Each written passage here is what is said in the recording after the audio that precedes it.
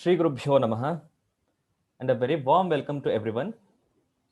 Today, we are at the concluding session of Sri Ramaswamiji's self-management lessons from Bhagavad Gita. Ramaswamiji has been elaborating on Bhagavad Gita lessons from a perspective that it would give us a day-to-day practice lessons. Ramaswamiji will be continuing now. Viewers, if you have any questions, please post them in the Q&A box. Ramaswamiji will be taking up towards the end of the session. Ramaswamiji, please start your session.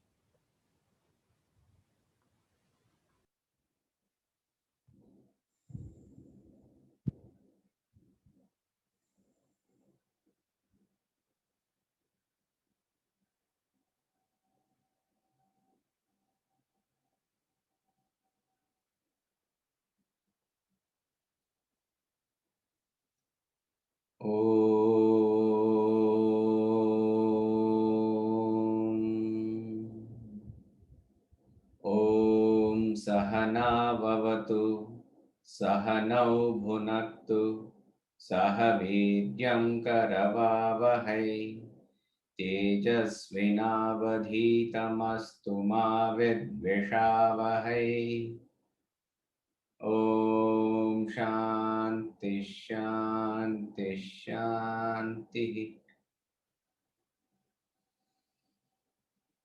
सदाशिवसमारम्भां शङ्कराचार्यमध्यमाम् अस्मदाचार्यपर्यन्तां वन्दे गुरुपरम्पराम्. Hari Om all. The topic for the session is personality chart. How to assess ourselves, assess yourself. Spirituality, in essence, is finding out our real identity. In the process, our ego gets dissolved.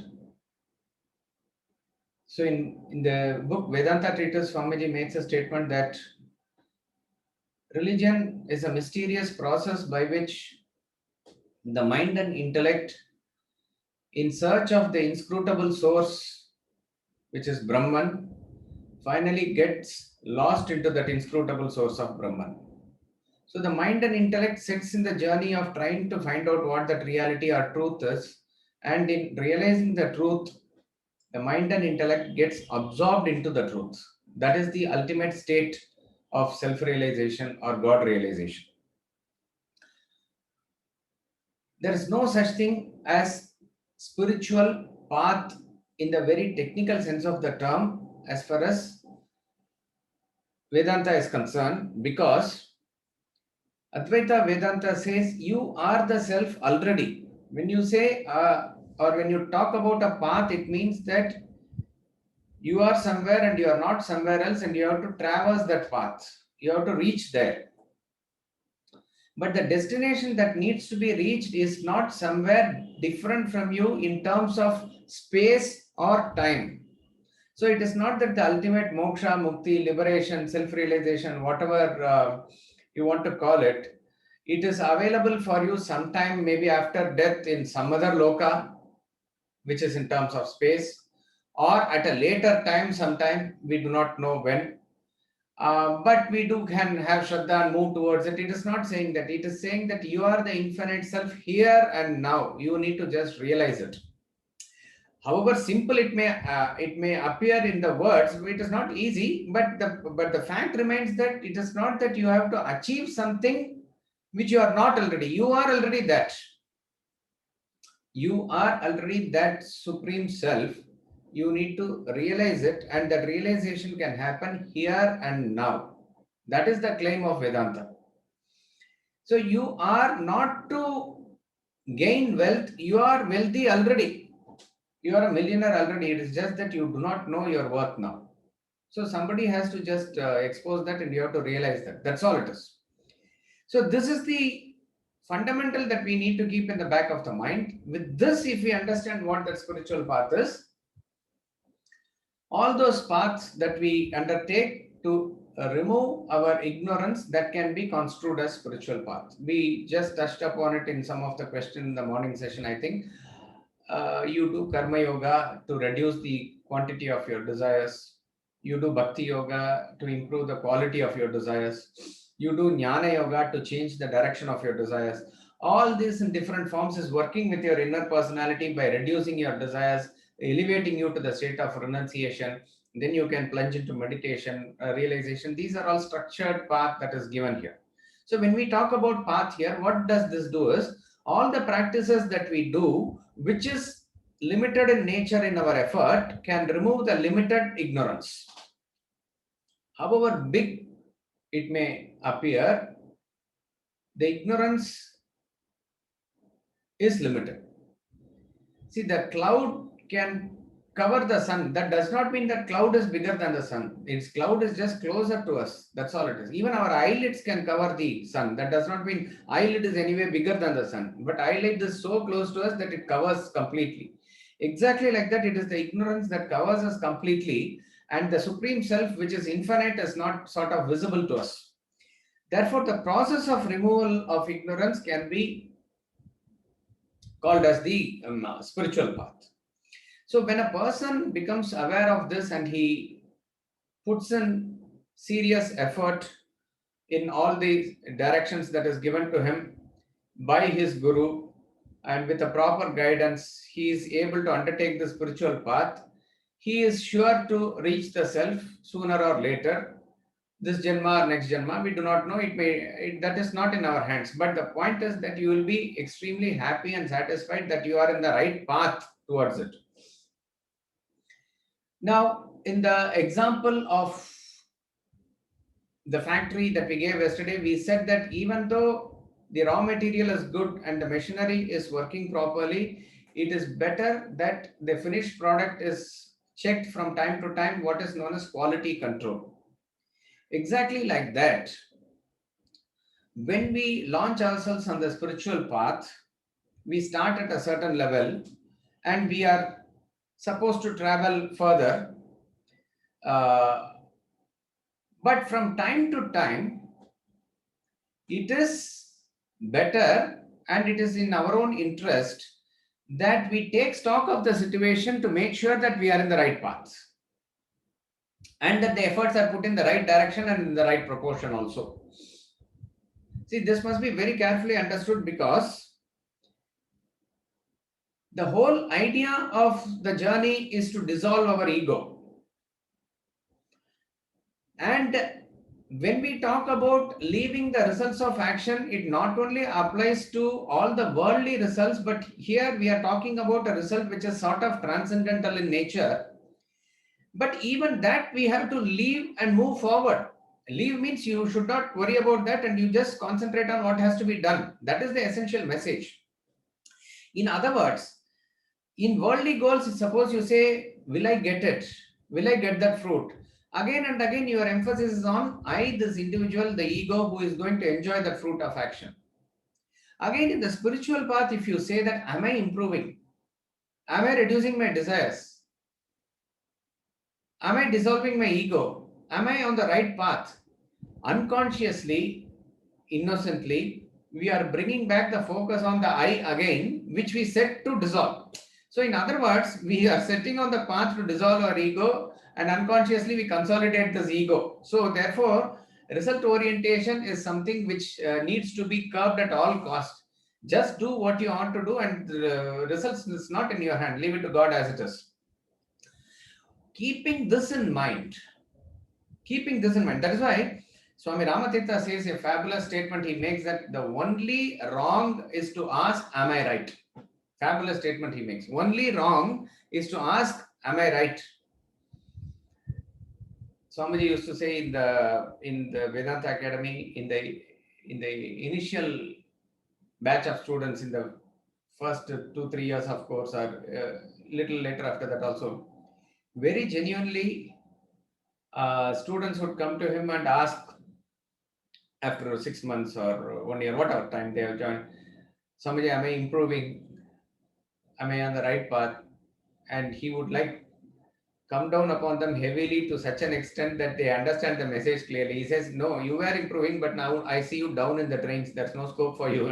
Like that, he will say, only to take that thought out of their system. Don't worry about the result orientation, that whether you are improving and not improving, because unconsciously you are bringing the thought again upon yourself, and it's the guru's duty to take the thought away.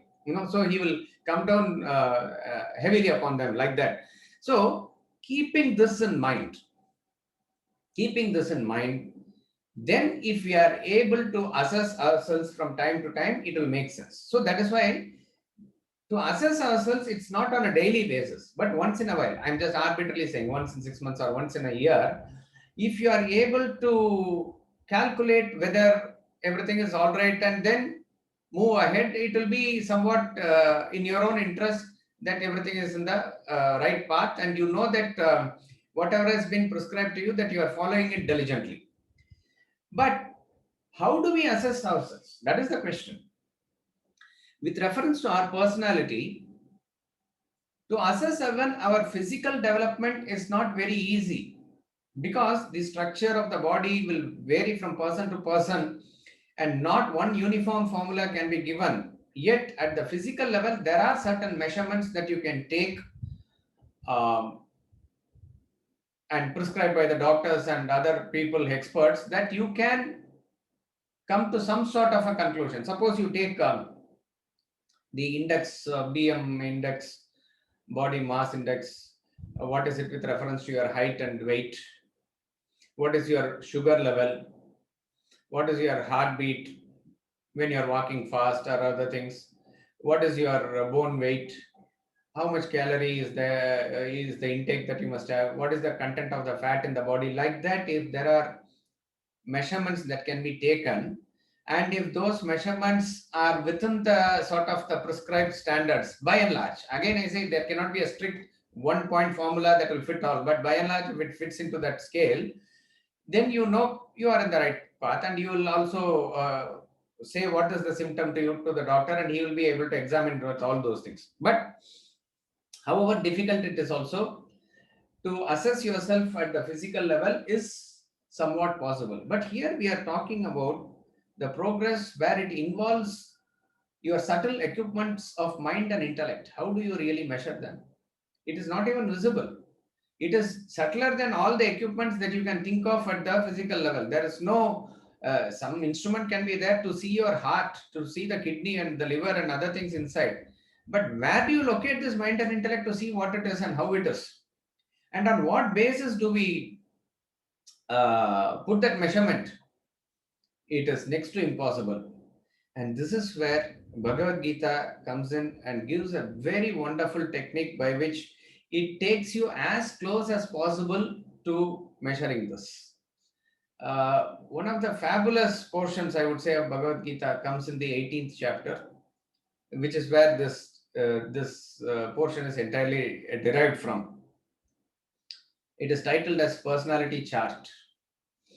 For those who are interested, I think it comes from verse 19 or 20 from of the 18th chapter till about 39th verse. Those 20 verses. It forms a complete package by itself. Now, before we get into understanding what it is, we have to understand the background for this is the 3 gunas, which somebody asked this question also. The 3 gunas are the 3 mental temperaments is universal in nature. See, just as you have textures, say, let's say in cloth you have a texture. The texture is, a silk cloth has a texture, a woolen cloth has another texture, a cotton cloth has another texture. All are garments, all are clothes, but they have different textures. Exactly like that, our mind also can be classified in terms of its textures. There can be various categories there, but broadly, the rishis of the past have found out and classified these textures into 3 broad categories. You can call it A, B, and C. In technical language, it is called as sattva, rajas, and tamas. Any human mind is composed of these three distinct gunas or qualities, thought textures. The first quality or the highest quality is called as sattva. Sattva means pure. The pure quality of mind is when your mind is serene, it is calm, it is meditative, it is thinking, it is objective, it is transactive, it is in a very high frequency where you are prone to reading and reflection, and that type of a thing naturally comes. That state of mind which is calm, undisturbed, unagitated, but very serene, equanimous, poised, that state of mind is called as sattva. Rajas is the second texture, B category.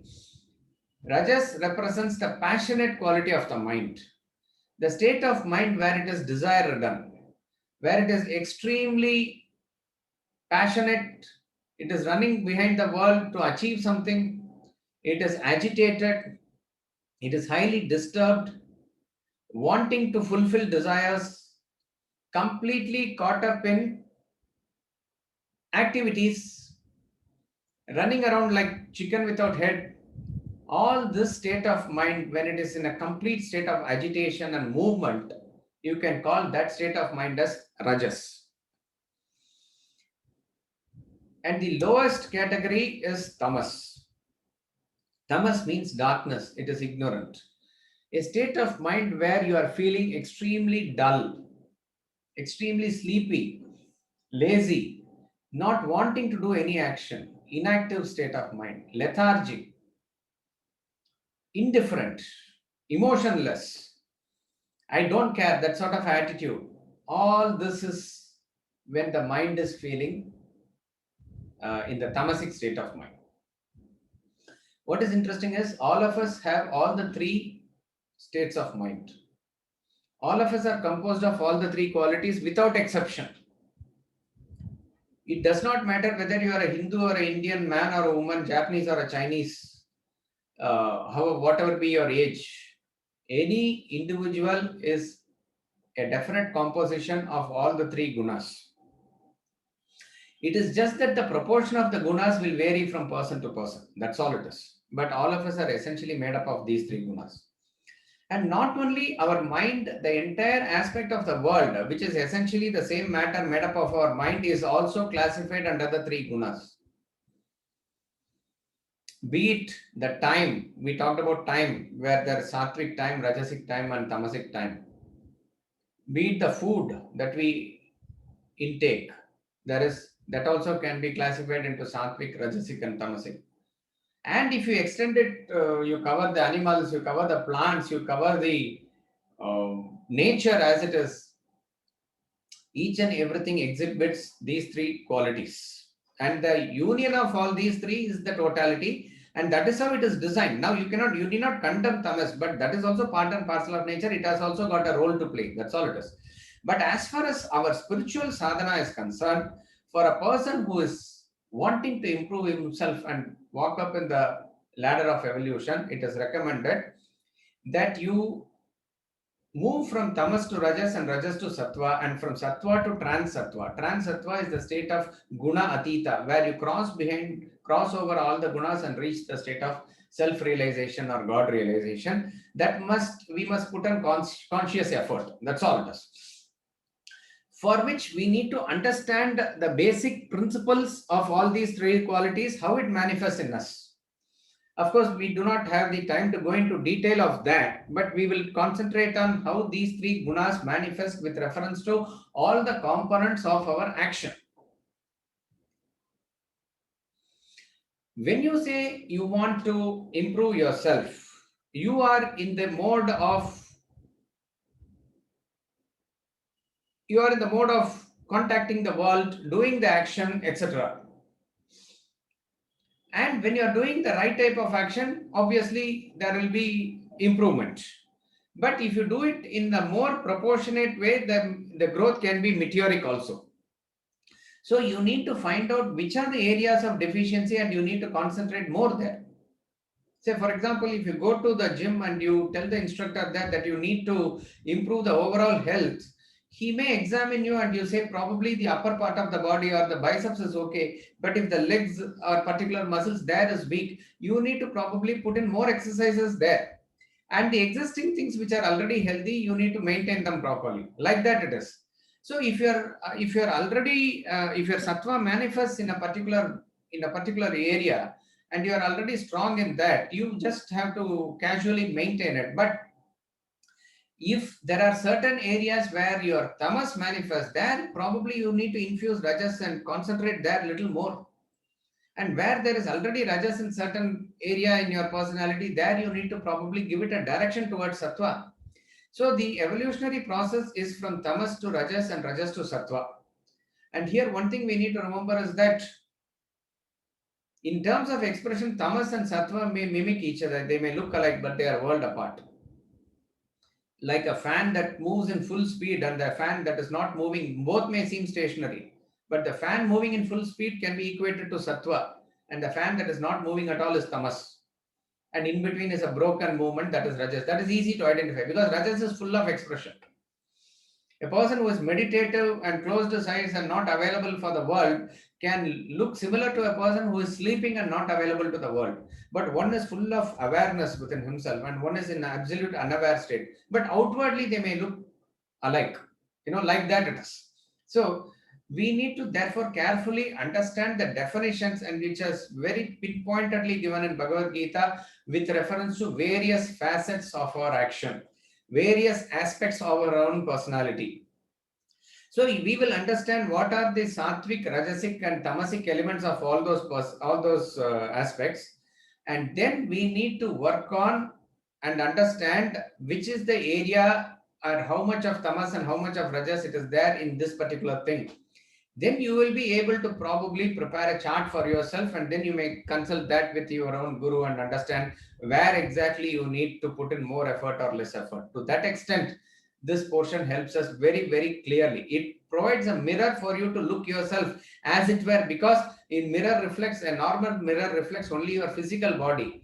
Here is a mirror which reflects your mind as close as possible that it can take you, like that it is. So that way we see that it is one of the most practical portions of Bhagavad Gita, a portion which helps us to assess ourselves. Right. Now there are majorly three components of action as far as from the individual point of view is concerned. See, if you take the action of making a pot, that requires first a potter, a person, an individual. And the potter has to have the knowledge of pot making. And when he employs the knowledge into action, only then the pot is born. So there are three things here. There is a knowledge, there is the action, and that is done by the actor, the individual. Of course, you can say pot needs clay and all, but that is external to us. There we don't have any control. That which is concerning the individual is these three, that there is an actor. The actor needs that knowledge of that action, and when he employs that knowledge into actually acting, it is called as the action. Then only the action is born and the results will be produced also. So the three major components here that we should discuss about action is that there is a knowledge, there is an action, and there is an actor. The knowledge depends on the quality of your intellect, buddhi. The success of the action depends on the consistency or the steadfastness with which you do it till the very end and complete it. And the actor, irrespective of whoever he is, whatever he is doing, is ultimately looking forward to happiness in all the actions. This is also universal in nature. Whether a person does attend a Gita class or he goes away from Gita class and attends something else and watches a movie, both are seeking happiness. That you cannot deny at all. So these six components form part in totality of that personality when he is involved in action. 18th chapter of Gita is called as Moksha Sannyasa Yoga, which is talking about liberation. And there an elaborate analysis is given about all the components of action, because if you want to renounce action and go beyond action, you need to understand what exactly is action. Then only you will be able to employ yourself in the proper methodology of action and then go beyond action. So it's a wonderful analysis that is given here. These are the 6 components that we will see. At the end of it, he is going to also talk about the 3 types of renunciation if you need to practice also. Okay. So these 7 things will fall under the 3 categories of sattva, rajas, and tamas. These definitions have to be taken and understood per se, then you will be able to examine your own personality against these definitions. So the 3 components of action are knowledge, action, and actor. The 3 things that correspond to this are the intellect, steadfastness, and happiness. So these 6 components needs to be analyzed from sattvic, rajasic, and tamasic point of view. Right. First is the knowledge. In all these analysis, you will find that Sattvic is the real thing. Sattvic knowledge is the real knowledge.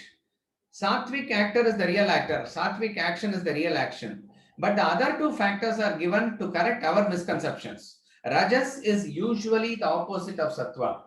And tamas is of a totally different category altogether. It cannot fit into our normal understanding at all. But yet, there are some people who may believe it to be so. So, rajas and tamas are given to correct our misconceptions, but we need to understand what is true thing is the sattvic thing, right? Sattvic knowledge, that knowledge by which one sees indestructible reality in all beings, perceive the truth. Say, for example,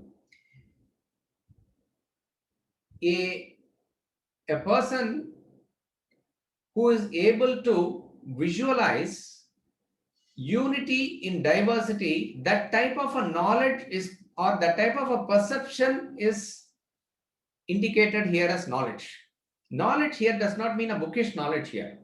Knowledge is that perception by which you are able to immediately relate to the other person and what are you actually seeing in him. That perception comes from the depth of your experience to which you have evolved now. And that is what is the knowledge in you. So to what extent is that knowledge sattvic in you? If you are able to see the permanent factor in all the apparent impermanent things. To give an example, if you are able to see the gold in all the ornaments, a lady went to a jewelry shop, she wanted bangle. Bangle is not there, ma'am, only necklace I have. Sorry, I don't want. I want anklet. Sorry, I don't have anklet, I have a ring. I don't want ring. For her, anklet is different, ring is different, obviously. Gold, because anklet is worn somewhere else, ring is worn somewhere else. And chain is worn somewhere else. Like that it is. So she does not relate to that. Assume in the same jewelry shop, a thief comes in the night. Will he look forward to only anklet or only ring or something? He will lay his hands on whatever he can lay his hands on. Why? His vision is that everything is gold. That's all it is. To understand it properly, therefore, sattvic knowledge is actually the thief's vision. The vision by which you are able to see gold and not the names and forms, the real material that which is making everything, by which you are able to see the cotton and not see the various expressions of cotton as shirt, pant, and kerchief. Like that it is. Now, like when you confront another person, we all know this. Vedantic knowledge says that each and every person is Atma. The divinity is the core of all your personality. But when you see somebody, what is it that strikes you first? Are you able to view him like that, or what are the differences and demarcations that strike you more? In fact, when we understand Rajasic knowledge, which most of us practice very fluently, we will be able to relate to what is being said about the Sattvic knowledge. Rajasic knowledge is exactly the opposite. It fails to see the unity. It sees manifold existence as separate entities. Example, it sees all the pots different from clay. The pot can be of different shapes, different sizes, different colors, and that is what is actually striking you. In that process, you forget the essential material that the pot is made up of, which is clay. So you are able to see everything alag, different. The moment I see some other person, what comes to me first is, if I meet somebody, an Indian outside India, let us say, oh, you're also Indian, good, good. Which North Indian or South Indian? South Indian, okay. Karnataka or Andhra? Oh, Karnataka. Which district? This or that? Ah, this side or that side? All the while you are wanting to differentiate and demarcate to find what are the essential differences between you and me. See, it is not that when you greet somebody, you have to say hi Atman and hello Atman. But what is it that really strikes in you will come automatically based on the depth of the knowledge from within you. A tree has leaves, branches, all are different actually. A flower's job is not a leaf, and leaf job is not of that of a branch. All that is fine. But you have to visualize the tree as totality all. In other words, the flower is not different from the tree. The branch is not different from the tree. The root is not different from the tree. That is the totality vision. Exactly like that. If to the extent that a person is established in the self within, he will be able to see that outside also. Okay. Even at a relative level, because to have that Sarvatma Bhava and to see vision of self everywhere, that comes at a higher stage. But are we even able to relate to permanent aspects of life, relative permanent aspects of life? With money relationship could be more permanent. I'm just giving an example. So that if you are able to see here, let us say all of us are students of Vedanta. Are you even able to identify yourself like that? That is the common factor binding us all. That vision must be there when you are able to interact and experience with each other. That sort of a thing where you look forward to the unity rather than the diversity is sattvic knowledge. Rajasic is just the opposite, where you see everything different, different. Differentiation and demarcation, that knowledge only comes out first. Tamasic knowledge is that by which you cling on obstinately to a part as it were a whole, without any reason, without grasping the reality. It is a fanatic knowledge, like frog in the well. This person looks at a very small thing and blows it out of proportion and thinks that is the be all and end all of it. A person who, let us say, goes to Switzerland for the first time, and Switzerland is supposed to be one of the cleanest countries. He goes out of the airport and there is some work going on, and suddenly there is a breeze and the dust flies. He immediately declares Switzerland is a dirty country. On what basis? This is the first time you are going, first experience you are having. Something happens and you declare this type of extrapolation, this type of viewing the totality from the point of view of a very, very limited experience. So you cling on to the part as if it were the whole. See, even in spirituality or religion, suppose if a person says, this alone is the path, this alone, Jesus alone saves, or Krishna alone, there is no other thing, all other things are false, like that, if he is able to say only fanatically and get attached to it, to what category will you put him in? It should fall under this category only. It is tamas, frog in the well, nothing beyond this. The frog only thinks the well is the ocean. That sort of a vision it has. That vision leads to fanaticism. It is based on no reason, logic, or anything, and it refuses to even expand itself. That type of a knowledge that we have is called as tamasic knowledge. Next is action. A sattvic action is when an action is done as an obligatory duty. It ought to be done. That's all. Not based on the likes or dislikes. If a person has to do his duty because it has to be done, that particular action is called as sattvic action. Now, mark this definition. I think it comes in verse 23. Verse 23 of chapter 18, sattvic action. Later, when we see about sattvic renunciation, we will recall this. What is very interesting is, verbatim, the same definition is given for both. Mind-boggling, and it's very interesting thought. We all think action is doing something and renunciation is not doing something, going away from it, isn't it? That is tyaga, that is renunciation, that is withdrawing. But Bhagavad Gita, revolutionary in its way of defining, says exactly verbatim the same definition it gives for sattvic action and sattvic renunciation. In other words, what is true action is actually true renunciation. We'll come back to it when we go into sattvic renunciation. Here, sattvic action is obligatory duty, not based on your likes or dislikes. You do it because you are supposed to do it. And there is no anxiety for the enjoyment of the fruit. You are happy and content in doing the action. The action itself is the reward in itself. And most importantly, he says the sattvic action is selfless, it is dedicated for a cause, and it is done effortlessly. If you watch Sehwag or somebody hit a six, he will just move, use the pace of the ball and touch the ball, it will go. That is effortless. That effortless action will produce the maximum result, which is 6 runs. Otherwise, you hit like this and the ball goes there, you run very hard, 1 run like that, you will get like that it is. And that is Rajasic action actually. Sattvic action is effortless. They do phenomenal jobs, but from the point of view of the actor, from the point of view of the action that is done, it is done effortlessly. To just think about it, is it difficult for a earth to grow a big tree or a small plant? The effort, both of these things, the earth does it effortlessly. Like that it is. The action gets done through you. Therefore, it becomes a sattvic action. Rajasic action is performed with a lot of egoism, the opposite. I am the doer. That is the attitude that you have for Rajasic action. And Rajasic action is done with much effort. Lot of effort you put, commensurately you get so much, this much result only. Sattvic action is just the opposite. It's the smartest action. With minimum effort, you get the maximum result as it is. And Rajasic action is usually directed selfishly to fulfillment of one's own desires.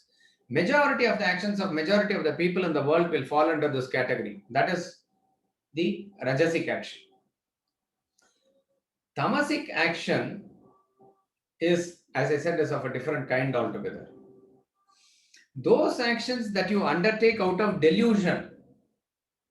Delusion means total confusion. You are not clear of what you are doing, what will be the effect of it, what will be the result of it. You don't have any clue with reference to your capacity or ability. Will I be able to do it or not? Simply you do some action, suddenly something comes off the cuff and you do it. Like that it is. It is undertaken out of complete delusion. Why and how, what is the prompting? At least in the Rajasic action, you say that he is very clear of what it is to be achieved in the world. Clear means, I want to do this, I want to build a home, I want to marry, or I want to watch a movie. Various things that he is prompted by selfish desire. Here, nothing like that. Sattvic action is towards the higher, that you want to achieve something with reference to transcendental or higher goals in the life you want to achieve. Rajasic action is wanting to achieve worldly results and worldly desires. Here it is nothing like that. Why you are undertaking that action? What is the result of it? There is no such clue at all. Heedless of the consequences of that action, and usually such actions cause injury to oneself and injury to others also. If you take, sometimes the children, for them it could be a game sort of a thing. When a bus or a motorcycle comes, they may keep a big boulder or a nails in the road just for fun. They do not know what is the impact of that action. It can cause serious accident. Some people keep some things on the track also and they run away. It can cause severe damage, loss of life for the whole thing. But why they are doing it, we do not know. Just like that, you cannot even go into a proper analysis of his mind whether he needs to get something out of it. Nothing like that. Out of delusion, he does not know the impact of those actions and he does all those actions. If you extend this, you will understand the impact of all the activities that are undertaken by the terrorists. What is it that they are achieving? I mean, that is an extreme and a good example of what a tamasic action is. Killing oneself, killing others, damaging properties, and it could be all. And why? Some people say it is out of their brainwash to believe that it could be a religious duty also. That is what he says, undertaken out of delusion. If any religion, any book has to say this, that book has to be examined. but they are not allowed because they are acting like a robo in a way that they are deluded. And even the person who is initiating all these things, who is the brain behind all these things, completely deluded as it is. All those actions will definitely fall under the tamasic category. It is going to cause definitely injury to oneself, loss to oneself, and it is going to cause harm to the society and others also. That is tamasic action. An extension of that is now that actor. A sattvic actor is obviously not egoistic and he is free from attachment to work. Work has all these appendages. There is a desire from the past, there is a egoistic attitude, I am the doer in the present, and the fruit of the action in the future. A sattvic actor is not bothered about all these appendages. He does what he ought to do without worrying about the past or future, having plunged into action. Of course, he does have visualize a goal which belongs to future. Of course, he has taken into consideration the data from the past, but once he has plunged into action after having kept the goal and other things, he just does what he ought to do. And most importantly, a sattvic actor is endowed with two great qualities: dhriti utsaha samanvita. Dhriti, firmness, that steadfastness, that wanting to achieve it, to go till the end and finish it, that valor, that power, that firmness, that steadfastness is there. And most importantly, utsaha. He is looking forward to doing the action. TGIM. Thank God it's Monday, he says. Nowadays, there's a chain of restaurant called TGIF. Thank God it's Friday. Why? Thank God it's Friday. Because you want to run away from action. Why do you want to run away from action? It has become boring, monotonous. You look forward to running away from action to look forward to some cheer and fun. A person who cannot enjoy his work cannot enjoy the weekend, which is without work also. It is just, you can say, it is just a relief. That's about all. Again, Monday morning, he drags himself back into action. A sattvic actor looks forward to action. It is not that he will not enjoy a weekend or vacation. He is equally able to enjoy them because he has known how to enjoy the action itself. So he is cheerful and looking forward to action. He is looking forward to the next morning because he has certain definitive plans and certain things to achieve. Now, both these things, dhriti and utsaha, will come only when you are working for a higher cause or a higher ideal.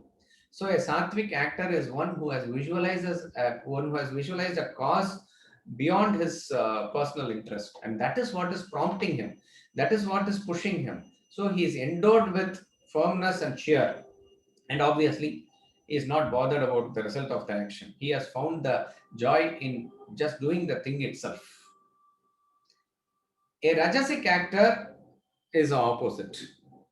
He is very impassioned, extremely attached to action. He is very much wanting that desire that pushes him into action, that is there completely. And he is also craving for the fruit of action. Constantly, an eye is there as to whether he is getting the result, whether I am getting this or whether I am getting that. Constantly he is thinking about the enjoyment of the fruit of action also. And while doing in the present, obviously, he is very egoistic about the action, that I am doing this action. He puts the onus on this small self all the time that I am doing this. So he's extremely attached to action. He is craving for the fruit of action. In this process, that person becomes extremely greedy, wanting it more and more and more for no reason or rhyme. That's what we discussed yesterday. You cannot have reason or logic, because once he has gone into the mode of that action and is wanting more and more from the world, he has no time to pause and think. He becomes extremely greedy. In that process of achieving, he does not mind if he harms others also. He will be harmful. You will find that sometimes some big businesses, they will do illegally something to close down the small shops or something, so that they want to establish themselves. All this comes because of his extreme craving to establish himself and wanting to get everything for himself. Doing business is not wrong, but he must do it in the right way. That's all it is. His motives will be very many times impure. How not to pay tax, how to cheat, how to give substandard quality so that you may get immediate benefit. He's not bothered about all these things, and he will not even look into long-term benefit and other things. What I can get immediately, like that it is. You see, there are certain businesses which have run through generations, particularly in Japan and even in some case in India also. You will find that even those companies which are running like that, they are founded on strong principles, strong values. Other people who find meteoric growth sometimes find they falling also precipitously. It can happen. Why? Because the motive is impure and it will not sustain itself. But that is what a Rajasic actor will do. And obviously, he is moved by joy and sorrow, like a feather in the summer breeze. When profits come, he jumps up. When loss comes, he sinks down. Each and every result affects him immensely. He gets affected by it. He takes it deep into his heart. So he is tossed like a pendulum. His mood will swing from one end to the other end. That is a Rajasic actor. Impassioned, craving for fruit of action, greedy, harmful, impure, moved by joy and sorrow. Tamasic actor is of a totally different kind, an extremity of it. Ayuktaha, digressing from the self. Sattvic actor is moving upward. Rajasic actor is moving in circle in the world. Tamasic actor moves downwards actually. Ayuktaha means one who is not united to the self. So he moves in the opposite direction of the self as it is. His actions take him further and further away from the self. That is Ayuktaha. Prakritaha, vulgar. He is in thought, word, and deed extremely gross. Sometimes some people, when they open their mouth and speak, we should not use, but like Ganga, the words will flow extremely vulgar, extremely bad words. It comes very naturally. Like that, even his humor and everything will be laced with extreme crass, vulgar display.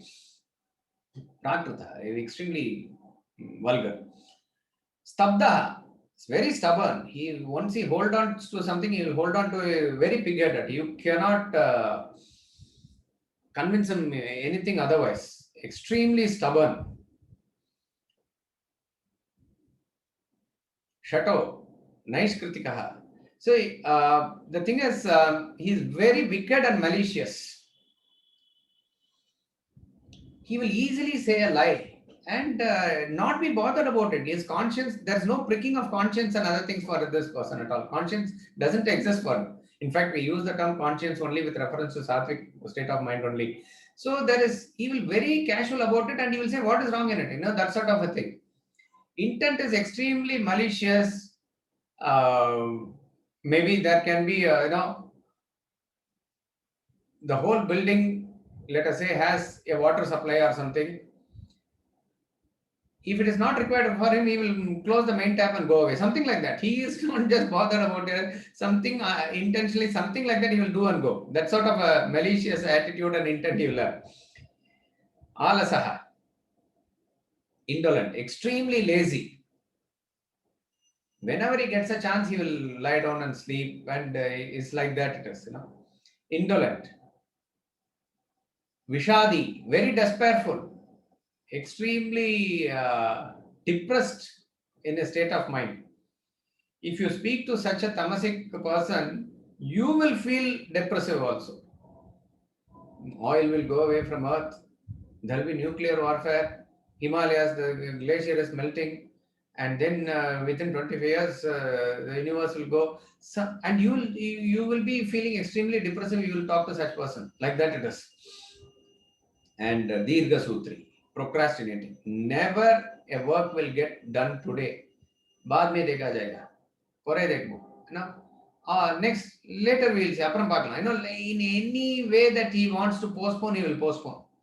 So for him, the finishing of the job here and now is there. Even if he is forced to finish something, there will be something pending or the other he will keep in that. That is like his nature. It is not that, what to say, We need not put sometimes even a malicious intent, as it is all that is hidden within him in the tamasic nature. But he can never ever finish a job at all. It is always later, like that. All these qualities, we should watch out for us as to how much of this is there within us to understand the tamasic actor personality in us. And obviously, you will be able to easily spot it in others. Spotting it in others may be easy, but that's not our aim. But wherever people are there whom you relate with, you can apply this formula to even have a general assessment of those people there. That is with reference to actor. Intellect. A sattvic intellect is that which very clearly distinguishes. Intellect is the faculty of discrimination. It distinguishes very clearly A from B, right from wrong, black from white. That is what is intellect all about. And what does it discriminate? Very clearly, the intellect discriminates between pravritti and nivritti. What is the path of action and what is the path of renunciation? Path of action refers to the force within you which pushes you out into the world to fulfill desires and do activities in the world, which is what the essential stuff that you are made up of. When a person is at a very high level where his desires are reduced, he has a chance to go introverted, so he turns away from the world. Path of action is more expressive in nature, path of renunciation is more absorbing in nature. Now, what is it that I need to choose for myself? His intellect very clearly says. Arjuna was confused. And therefore, Lord Krishna begins his sermon by saying that there are two paths, and then he prompts Arjuna to go into the path of action. Because that is what is the caliber of Arjuna. Probably when it comes to Uddhava, Krishna is giving more lessons on renunciation because Uddhava is of a different caliber altogether. But for you, in your own spiritual path also, and in general also, we can even take this in general to understand your sattvic intellect. Somebody was asking about which is the area that I need to operate. That also is coming under this. What is your southern mind? What you must exactly do in life? What is the basic area of core competence and your activity where you need to majorly employ yourself? This is sattvic intellect will say. See, in the school education now, we are supposed to come to that level after 16 years of study where 10th standard is over and then you need to take a subject in the 11th standard. That means your intellect must be developed to such an extent that you must know what course to take. Here, first of all, the course itself is very limited. Of course, now it may be slightly enlarged, but otherwise, science group or a commerce group. That's all, is it? There's nothing more. And on what basis does the student take? And on what basis does the even teacher guide that student? Is it based on you yourself think? Is it based on peer pressure that you do? All these things must be clear in your intellect as to what is your area of activity and what you want to do in life. In other words, the education system must be in such a way that you are equipped to take the decision at that point of time. Unfortunately, that is not the case. Most people are clueless even after they have entered their career and halfway in their lives. A sattvic intellect is that which clearly distinguishes what is the path of action and path of renunciation. Then, karya, akarya. What ought to be done and what ought not to be done. Okay, assuming that even in you are in the right field and right path, what is it that exactly you must do and what is it that you exactly must not do? Having undertaken this, let us say my intellect says this is what is the right thing to do and I must do it. Not based on my mind's whims and fancies.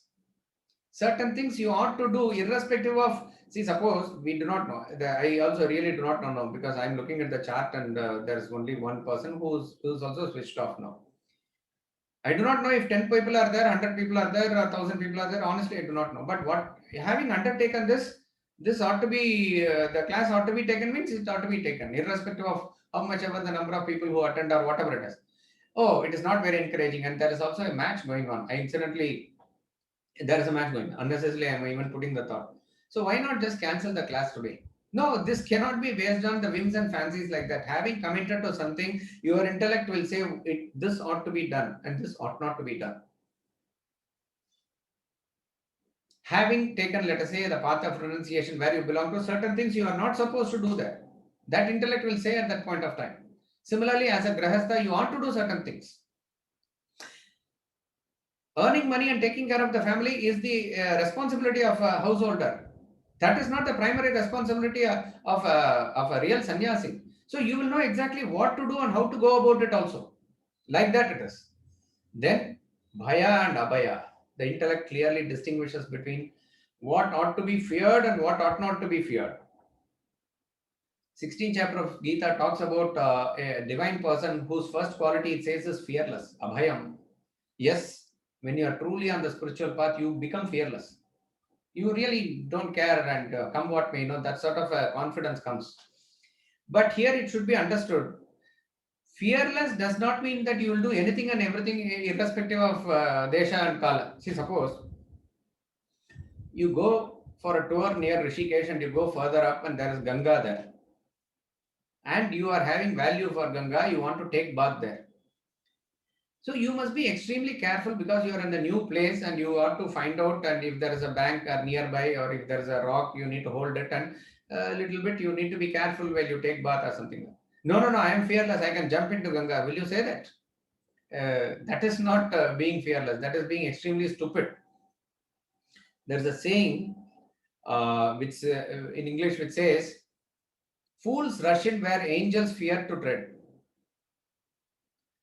So if Swamiji narrated an incident when he was in the mission before that after a particular lecture series abroad, they had collected some contribution which comes to the mission.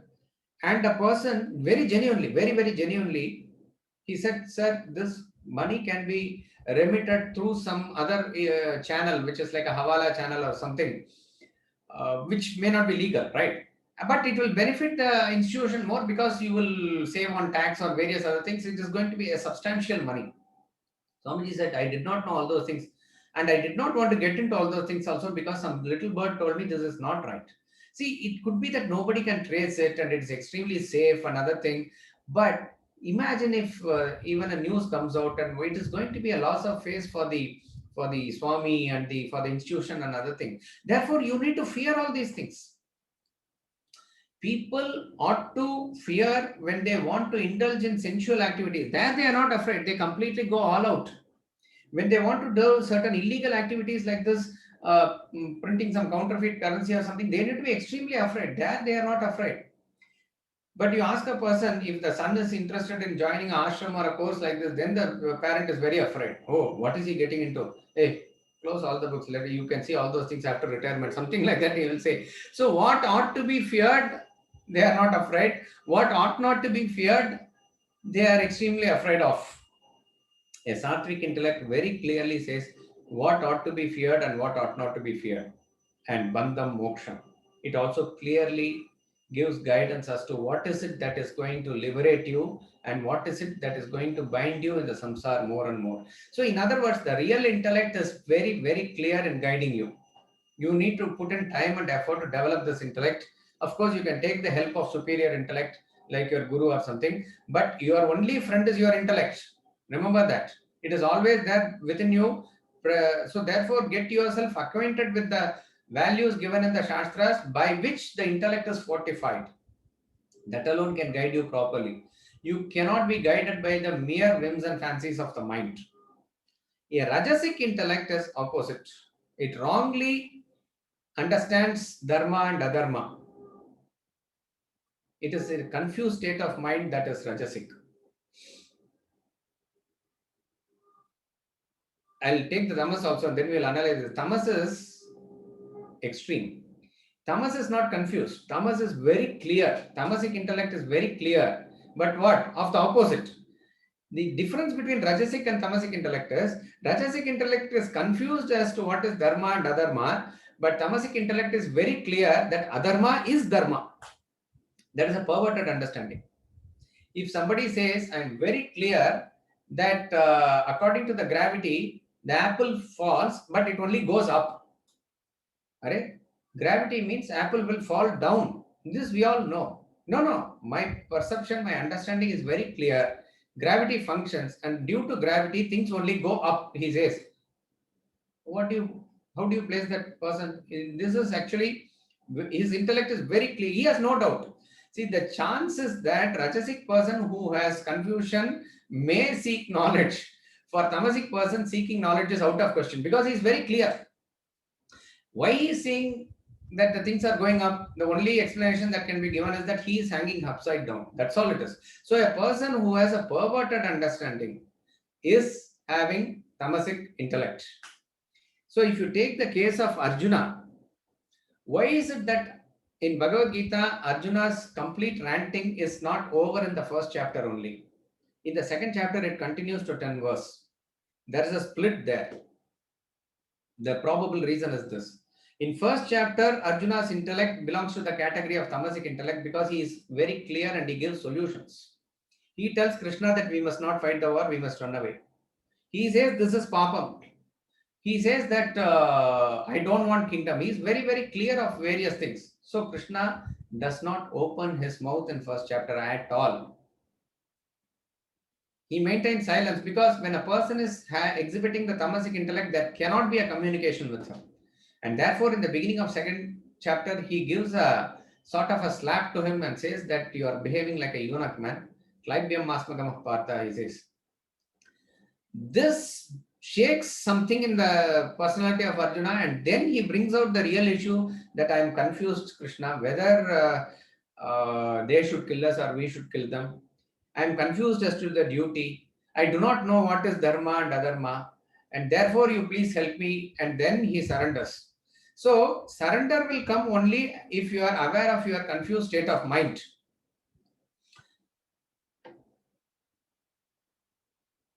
The surrender will come only then. So Arjuna's condition in the first 10 verses of second chapter moves towards rajasic intellect. In the first chapter, it is tamasic intellect where it is very clear of the opposite. So that is why we said sattva and raja, tamas mimic each other. Sattvic also very clear, but of the right thing. Tamas is very clear of the ulta, opposite. Firmness. Dhriti. A sattvic dhriti is the unwavering firmness in yoga towards the self, restraining the senses, prana, and the mind towards the achievement of the ultimate. So there are said to be four purusharthas. Dharma, artha, kama pertains to the world. Dharma is doing the right things. There is no English equivalent, but you can say like that. And artha is acquisition of wealth, and enjoyment is called as kama. All these things can have a relative value only you are able to understand the fourth purushartha, which is the ultimate aim of life, which is moksha or liberation. But very, very few are them who can really relate to that ideal or that goal. But a sattvic dhriti is that which is having that in mind, and it is able to consistently oblate all the activities at all levels of the personality towards that end. Whether you are doing the pranayama, whether you are doing the yoga, whether you are doing the other activities at karma yoga level or whatever you do, your early morning study, reflection, and unwavering firmness that I need to achieve that supreme goal. That type of dhriti, that type of consistency when you have, it is called as sattvic consistency. Rajasic firmness, rajasic dhriti is towards the world as an end in itself. So extremely clinging attachment and craving for the fruit of action and holding fast to dharmartha kama. Dharmartha kama per se in itself binds you more and more to the world only. But that is what his dhriti is. His dhriti is wanting to do activities and other thing in the world. There he has unwavering firmness and he has no doubt about it. And obviously there is a feverish excitement also in this dhriti that I am the doer, that gets expressed itself. A sattvic person has that vision of the self. A rajasic person has the vision of the world. A tamasic person has no vision at all. But he is also firm. In what are the things that he is firm? Out of stupidity, he does not abandon sleep. His dhriti is continuously, wherever he gets a chance, he will sleep. He does not leave fear. He does not leave the depressive attitude and grief.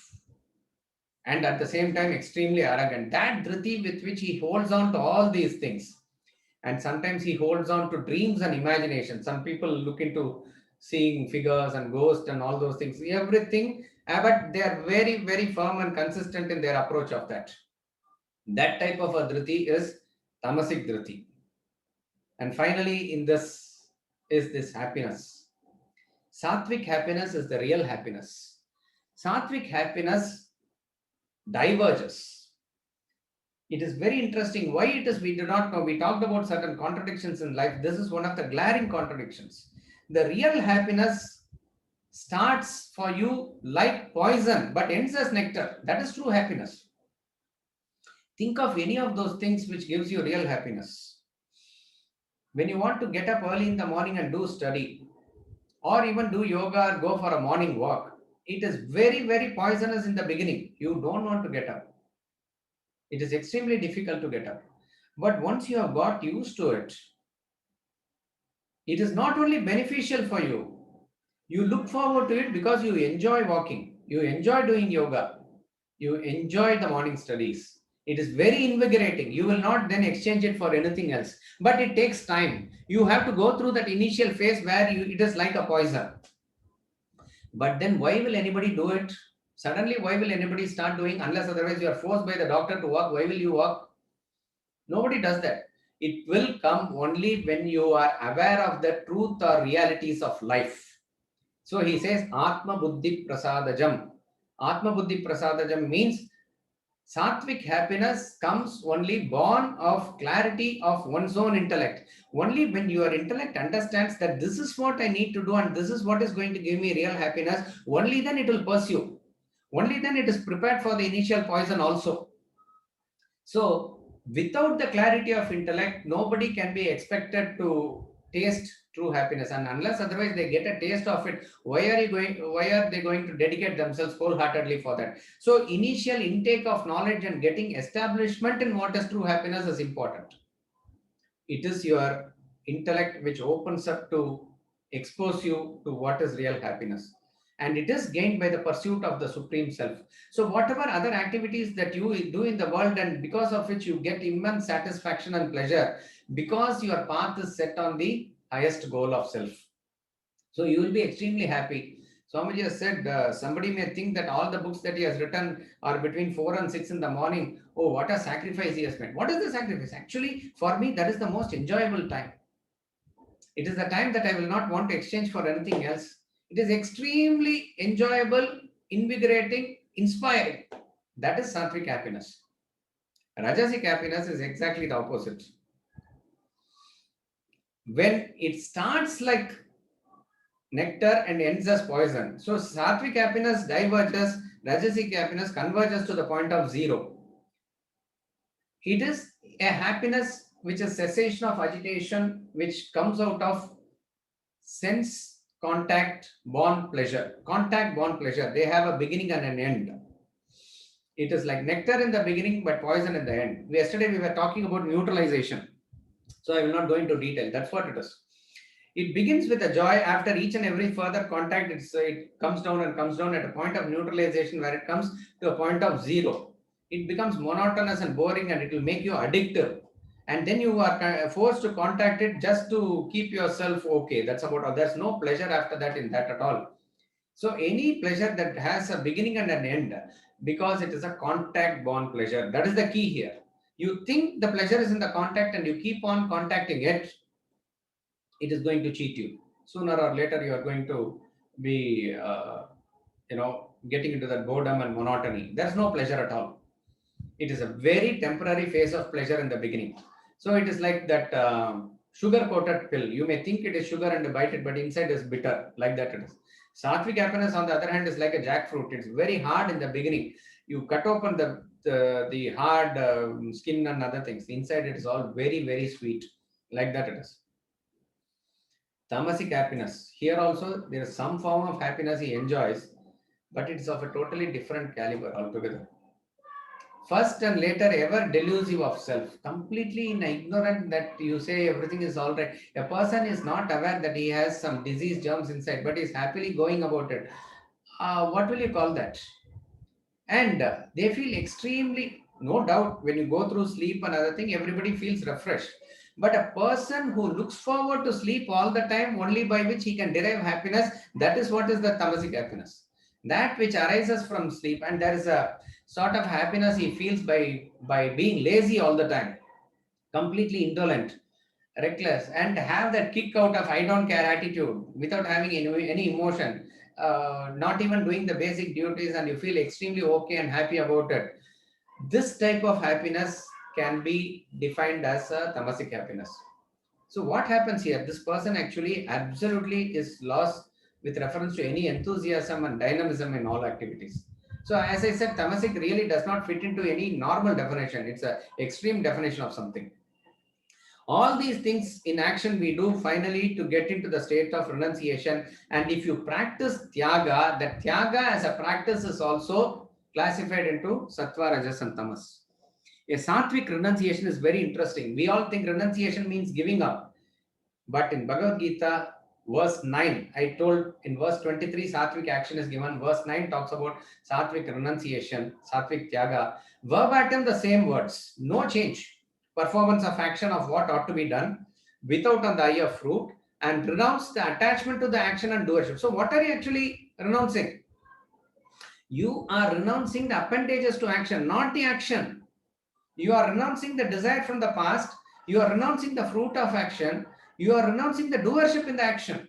So these are the appendages to action. When you remove these appendages and plunge into the action, that is proper action. Here is a famous statement by Swamiji, which says the beauty and grandeur of human being is to practice renunciation in action, not renunciation of action.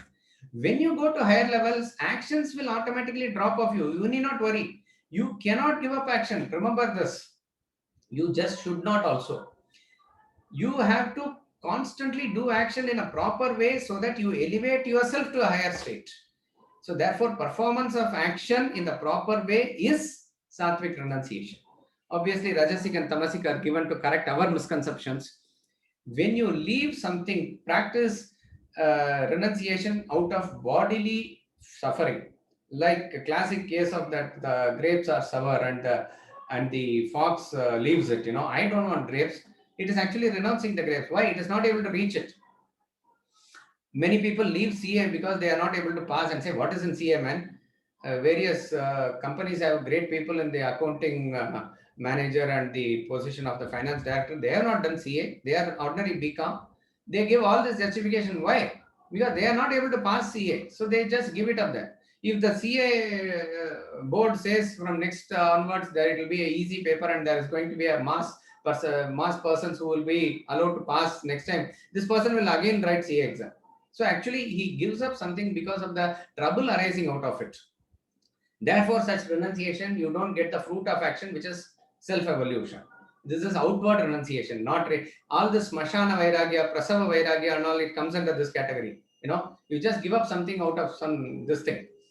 And then tamasic is when you give up your obligatory duties out of delusion. What you should not renounce for sure, that you very happily renounce, thinking that is renunciation. A person who has undertaken, let us say, grahastha life consciously, where he has to lead that life properly, suddenly he says, no, I'm going to take up sannyas, and goes away. Out of what? Out of some stupid notion. Suddenly some inspiration here or there and does. It is not going to do any good for him or the family also. It has to be very carefully understood. If a lady takes up a handbag in one hand and garbage in the other hand, instead of garbage, she throws handbag into the dustbin. And if you are looking at it, will you say, oh, what a renunciation, she doesn't have value for the money? No, she is out of confusion and delusion, she does that. Like that, without proper understanding, without confusion, but you are so sure of certain thing and you renounce those things where you ought to do certain things, that will classify under tamasic renunciation. Obviously, tamas and rajas, we have to be very careful not to fall as a trap when we are particularly in the mode of practicing tyaga. Sattvic action is what we need to work on, which is doing the action in the proper way. Right. Now, when these definitions are given, you are expected to do a chart like this for yourself. Obviously, it cannot be 100% pakka, but to the extent possible, you say all of us are made up of these three gunas. These three gunas should total to 100. So you put your own percentage for sattva, rajas, and tamas in terms of knowledge, action, actor, intellect, consistency, happiness, and renunciation. One thing you must remember is the proportion cannot be too skewed. A person cannot have 80% sattvic knowledge and 20% sattvic action. It cannot be like that. By and large, it will coincide with each other. But when you prepare a chart like this for yourself, then you can consult the chart with your guru or somebody who can objectively analyze for you. Keep the chart aside. 1 year later, you continue the sadhana and try to put in effort. Where are the areas of tamas and rajas that is manifesting for you? And 1 year later, when you do this personality chart for yourself based on the definitions given, if you see improvement in the percentage, then probably we can say that we are in the right path. This is the essential purpose of this personality chart, which comes, as I said, I'm not quoting any one verse here, from probably verse 20 to 39 of chapter 18, forms the one of the best portions of Bhagavad Gita. Thank you very much. No promotion.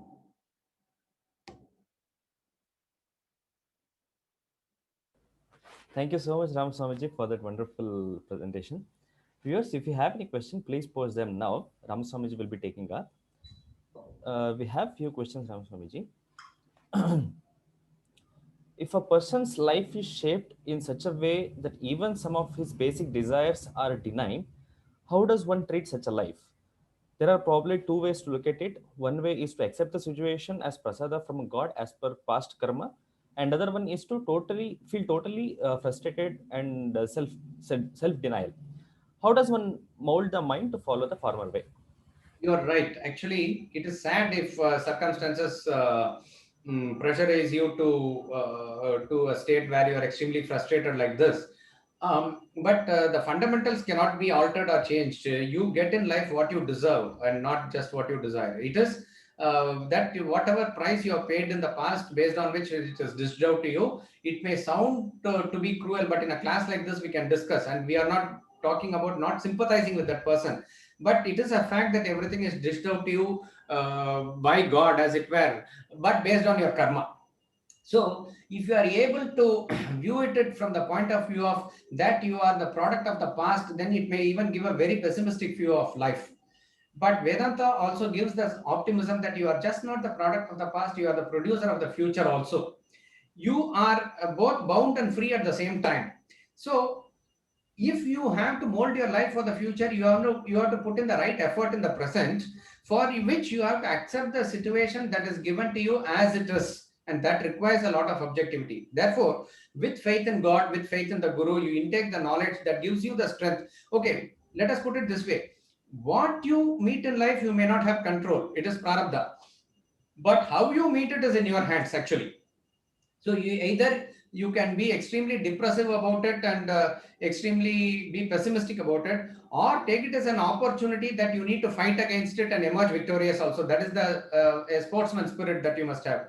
So therefore, with your devotion and with the intake of knowledge, you should be able to fight it with the clear idea that just as I have done something in the past to deserve it now, I can course correct myself for the future, which is probably in my hands still. That sort of an optimistic attitude is what we must take. Yeah. There is a wonderful Stotra Grantha of Shankaracharya where he says, Prarabdhaya Samarpitam Svavopurityesha Manisha Mama. In Manisha Panchakam, he says, I submit myself to the Prarabdha and move forward. Absolutely. Yeah. Moving on. Despite doing sadhana like Gayatri and also chanting principal suktas, high existence of tamoguna still persists. How does one eliminate tamoguna in this scheme of things? Okay, just to be technical, tamoguna cannot be fully eliminated, but even as the last traces are there, all three gunas have to coexist. So after 99.9%, it's not 100, it is infinite. There, when you go, you cross all the gunas also, but all three gunas have to coexist. That is just a technical point. But the point is, chanting the suktas and slokas and chanting Gayatri mantra and singing bhajans, all this definitely has a value, and there is no denying about it. But if all these things are just merely done mechanically as an end in itself, we do not know to what extent it will produce result. Each and everything will have its own impact and it will be there, but you will not get commensurate effect of it if you do not integrate it with the understanding also. In other words, what you do at the mental level with reference to devotion, your intellect must understand, and what your intellect must understand, your mind must feel also. So devotion and intellection must go together, then it is an integrated practice. But most of us, we per se give weightage to certain ritualistic practices And again, I am saying, again, I am reiterating rituals, stotras, saying even Ram Ram, all those things are having their value. But only with an understanding, if you use it properly, will you get even the full effect of it. Otherwise, that will have its own small impact. But majority of the day, we are caught up in our selfish and self-centered activities. That is going to impact us in a very great way. So that is not going to take away your tamas.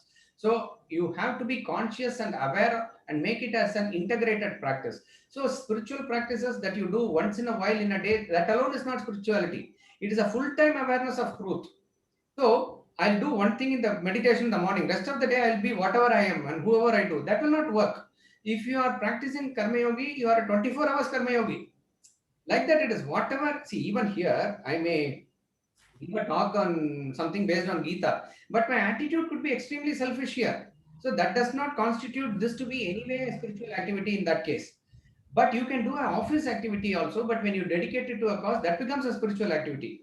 So you have to supplement all the sadhanas that you do by integrating all the other activities also into that mold. That comes from the development of intellect only. And for a sadhaka who is just starting out, what would be your suggestion? How he should start his journey?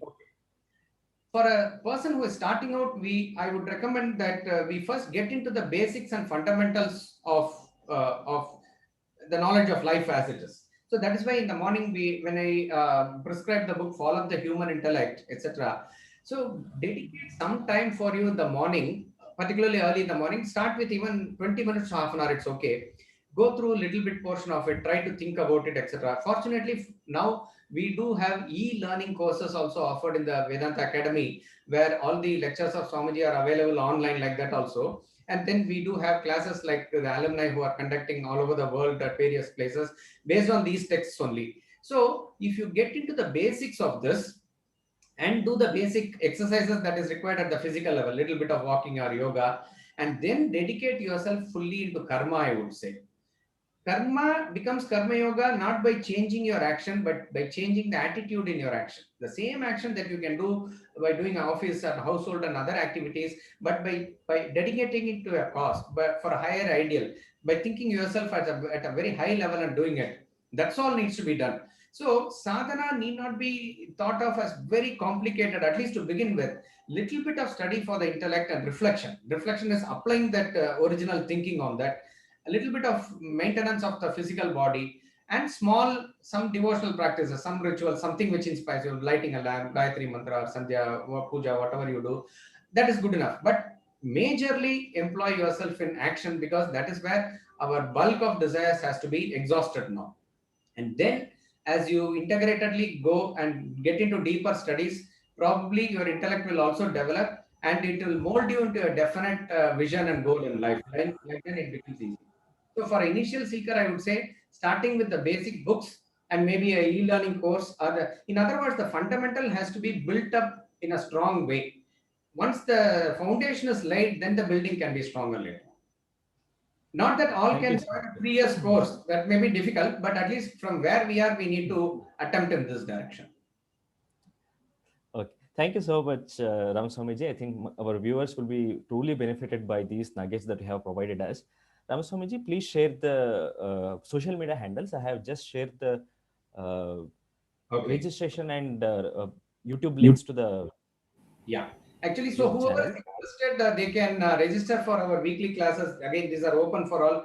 Right now, Kaivalya Upanishad is going on, and some English literature sessions also based on the poetries that are there in the West, interpreted by our Swamiji. Every Friday and every Sunday, we have the class. So if you are in our email list or WhatsApp group, you will be getting the details.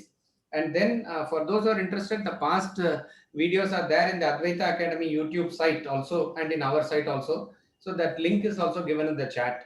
And if you want to get connected, these are the social media handles, Facebook or Twitter, and the website. So whoever is interested can connect with us.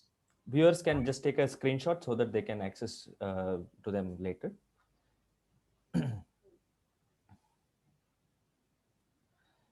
Thank you so much, Ramaswamiji. From the entire team of Advaita Academy, we thank you immensely for these wonderful 4 sessions. Viewers, these sessions will be posted on YouTube and also will be circulated over Facebook, Twitter. please follow us on our social media platforms. By tomorrow and day after, we'll be posting all the 4 sessions. Thank you so much once again, Ramaswamiji. Thank you so much. No promotion. Yeah. Shri Guru Bhyo Namaha.